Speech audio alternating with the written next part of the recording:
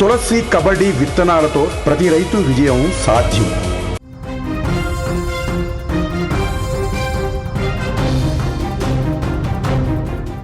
ముస్సోరిలో విహారయాత్రకు వెళ్లి అనుమానాస్పదంగా మృతి చెందినటువంటి రాధా గాయత్రి కేసులో సంచలన విషయాలు బయటకు వస్తున్నాయి. ఇప్పటికే పెళ్ళై 7 నెలల తర్వాత అక్కడ విహారయాత్రకని వెళ్ళి వివిధ ప్రాంతాలు చూసిన తర్వాత ముస్సోరిలోని ఒక హోమ్ స్టేలో బస చేస్తూ నైట్ పడుకొని మార్నింగ్ లేచే వరకే అక్కడ విగత జీవిగా పడి ఉంది రాధా గాయత్రి. అయితే ఆ తెల్లారి నుంచే ఈ కేసులో అనేక అనుమానాలు వ్యక్తమవుతున్నాయి.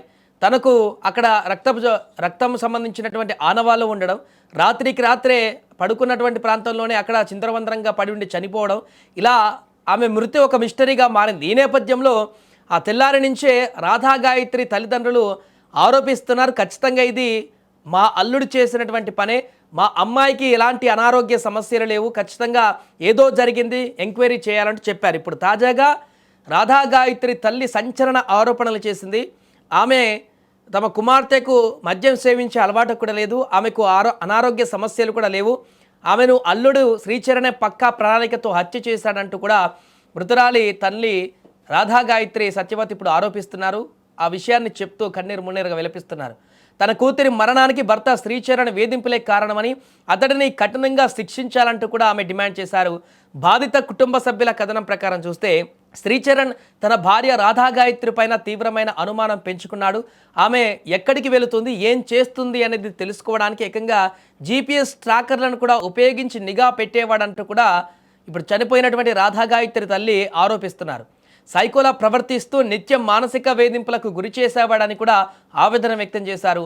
భార్యాభర్తలు ఇద్దరు సన్నిహితంగా ఉన్నటువంటి వ్యక్తిగత ఫోటోలను కూడా అర్ధరాత్రి వేళ మాకు పంపించడం ఏంటంటూ కూడా, దీని వెనక ఏం మతలబు ఉందంటూ కూడా, అసలు ఒక భర్త అయి ఉండి భార్యతో ఉన్న సన్నిహిత ఫోటోలు అర్ధరాత్రి పూట తల్లిదండ్రులకు పంపడం ఏంటంటూ కూడా, అతని మానసిక స్థితి ఏంటనేది కూడా దీన్ని బట్టే అర్థమవుతుందంటూ ఆమె తీవ్ర ఆగ్రహాన్ని వ్యక్తం చేసింది. అంతేకాదు తను ఆఫీసులో ఉన్నప్పుడు లేదంటే ఇంట్లో ఉన్నప్పుడు వీడియో కాల్ చేసి నీ పక్కన ఎవరున్నారు చూపించు అంటూ కూడా ఆమెను అనేక రకాలుగా వేధింపులకు గురి చేసేవాడంటూ కూడా ఇప్పుడు రాధా గాయత్రి తల్లి ఆరోపిస్తుంది.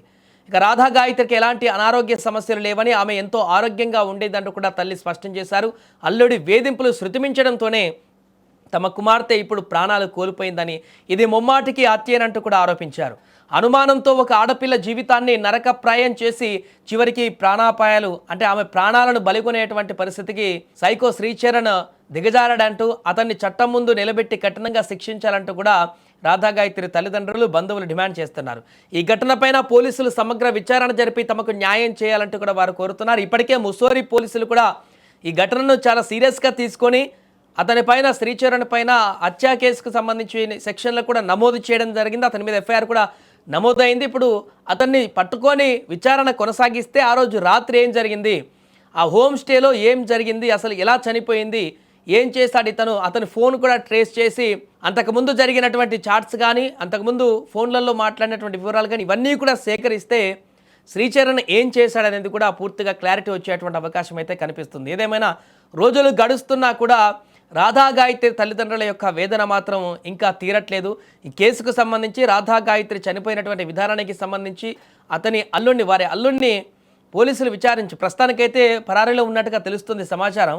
అతన్ని పట్టుకొని విచారిస్తే అసలు విషయాలు బయటకు వచ్చేటువంటి అవకాశం ఉంది. కాబట్టి చట్టం ముందు అతన్ని నిలబెట్టి కఠినంగా శిక్షించాలంటూ కూడా ఆ తల్లిదండ్రులు డిమాండ్ చేస్తున్నారు.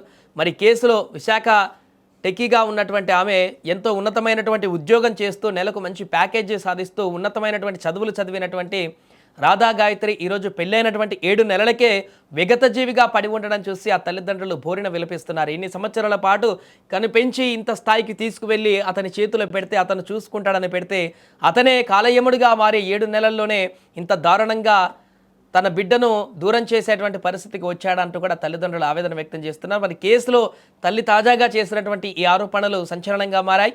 మరి ఇంకా ఈ కేసులో అతను దొరికితే విచారణలో ఇంకెలాంటి విషయాలు బయటకు వస్తాయన్నది వేచి చూడాలి.